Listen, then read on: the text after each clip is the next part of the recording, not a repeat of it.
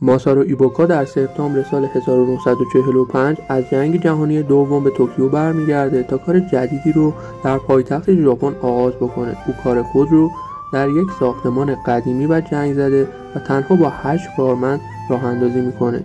دیوارهای دفتر اولیه اونها پر از ترک بود و هیچ پنجره‌ای نداشت. ایبوکا و اعضای گروهش در ماه اکتبر همان سال شرکت جدیدی رو به نام مؤسسه تحقیقات ارتباطی توکیو راه اندازی میکنه. در آن زمان همه مشتاق کار کردن در شرکت جدید بودند و میخواستند دانش مهندسی خود رو برای ساخت دوباره کشور ژاپن به کار بگیرند. با این حال هیچ کس نمیدونست که کار رو باید از کجا آغاز بکنن. حقوق اکثر کارمندان از پس‌انداز کوچک ایبوکا تامین میشد و اونها باید برای حفظ بقای خود سخت تلاش میکردند. در آن زمان و در جریان جنگ جهانی دوم مردم تشنه شنیدن اخبار روز دنیا بودند. در نتیجه ایده جالبی به ذهن اونها میرسه که سرنوشت شرکت رو برای همیشه تغییر میده. اکثر رادیوهای اون زمان یا در اثر جنگ خراب شده بودند یا به دلیل دخالت پلیس نمیتونستن امواج رادیویی رو دریافت بکنن. شرکت ایبوکا رادیوهای خراب رو تعمیر میکرد و همچنین با استفاده از یک سری تبدیل کننده امکان دریافت امواج رو فراهم میکرد. زمانی نگذشت که این مدل رادیوها طرفدار زیادی در میان مردم پیدا کردند. کسب و کار اونا در مرکز توجه قرار گرفته بود و به همین جهت یکی از روزنامه‌های ژاپنی مقاله رو در مورد اونها به چاپ رسوند. این مقاله هم مشتری‌های بیشتری رو برای اونها پیدا کرد و هم دوست قدیمی ایبوکا یعنی موریتا رو به اون نزدیک کرد. ایبوکا و موریتا بنیانگذاران شرکت سونی اولین بار در یک کمیته تحقیقاتی در مورد مطالعه انواع سلاح‌های جدید جنگی با هم آشنا شدند. بعد از گذشت مدتی با وجود اختلاف سنی زیاد رابطه دوستی عمیقی میان ایبوکا و موریتا شکل میگیره. بعد از اتمام جنگ موریتا به زادگاهش برمیگرده و ارتباط میان اونها قطع میشه تا اینکه روزی نام دوستش را در مقاله چاپ شده در روزنامه میخونه و با اون تماس میگیره.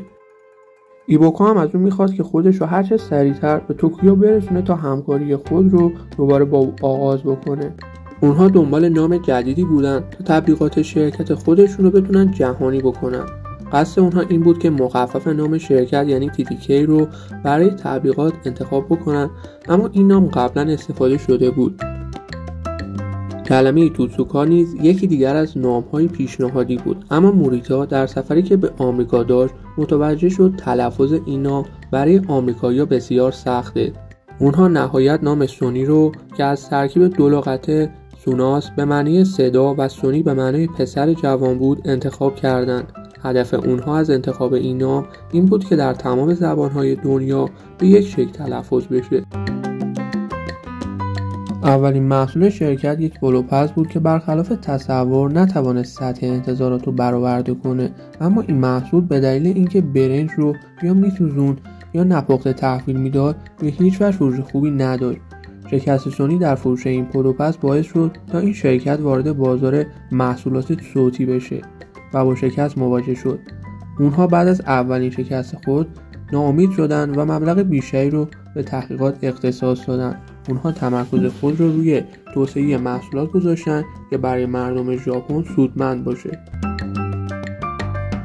در سال 1950 بود که اولین دستگاه ضبط کننده نوار ژاپنی از روی مدل آمریکایی اون ساخته میشه.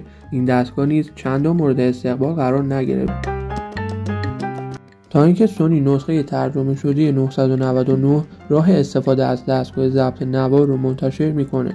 بعد از آشنایی مردم با کاربردهای محصول درخواست خرید بالا میره و دستگاه ضبط نوار سونی فروش خوبی پیدا میکنه. تقاضا برای خرید این محصول به اندازه‌ای بالا میره که شرکت برای تولید سفارش‌ها مجبور به توسعه تحصیلات خود میشه. اولین رادیوی ترانزیستوری ژاپن در سال 1955 توسط سونی معرفی میشه.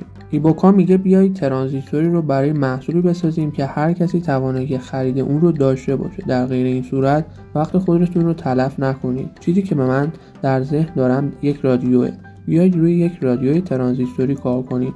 در آغاز صرف نظر از هر مشکلی که ممکن است با آن مواجه شویم. در آن زمان حتی در ایالات متحده تنها ترانزیستورهای موجود ترانزیستورهایی با فرکانس پایین بودند. ایده ایبوکا جسورانه بود. قبل از اینکه بتونن یک رادیو بسازن باید یک ترانزیستور با فرکانس بالا تولید می‌کردن، اما شرکت عملاً چیزی برای ادامه دادن نداشت که برسد به دانش تولید. تنها کتاب مرجعی که در دست بود فناوری ترانزیستور بود که موریتا اون رو از ایالات متحده آورده بود. با در دست داشتن این کتاب تحقیقات خودشون رو آغاز میکنن. اگرچه در آن زمان صفحات وینیل معمولی بود، ساختن صداهای ضبط شده به خودی خود بی سابقه بود. تعداد بسیار کمی از مردم میدونستن که ضبط به چه معناست یا ضبط صوت میتونه چه کاری انجام بده.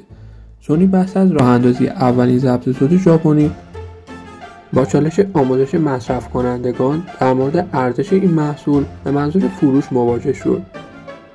این امر بنیانگذار سونی موریتا رو برآن داشت تا کتابی با عنوان ضبط نوار مغناطیسی چیست رو منتشر بکنه. سونی در 15 فوریه 1960 شرکت سونی کوآپریشن آف امریکا رو تأسیس میکنه. با افزایش محبوبیت رادیوهای ترانزیستوری در ایالات متحده، سونی معتقد بود که اگر شبکه فروش خود رو در این بازار بزرگ ایجاد بکنه، نام تجاری اونها به قله‌های جدیدی میرسه و با همه چیز از فروش گرفته تا خدمات پس از فروش درگیر میشه.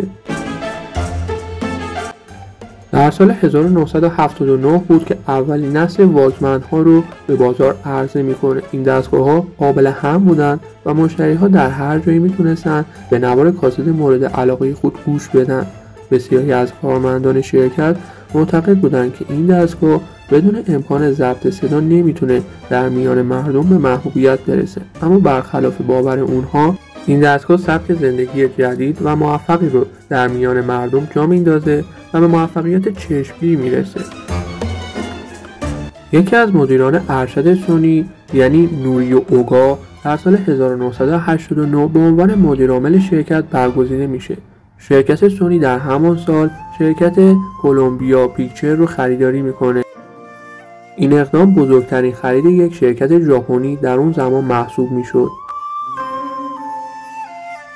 پلی استیشن یکی دیگر از محصولات مهم شرکت سونی در سال 1994 در بازار ژاپن به فروش میرسه و در سال 1995 وارد آمریکا و اروپا میشه. پلی استیشن اندازه‌ای در میان مردم محبوب میشه که میزان فروش آن تا پایان سال 1996 به 10 میلیون دستگاه میرسه و در سال 2000 حدود 50 میلیون از این کنسول فروخته میشه. سونی توانست در تمام این سالها با استفاده از نوآوری تمام بحران‌ها رو پشت سر بذاره و به یکی از شرکت‌های برتر دنیا در صنعت تلویزیون تبدیل بشه. شعار فعلی سونی بی‌موغد است و این شرکت قصد داره با هر محصول که ارائه میده مشتریای خودش رو از نظر احساسی هیجان زده بکنه.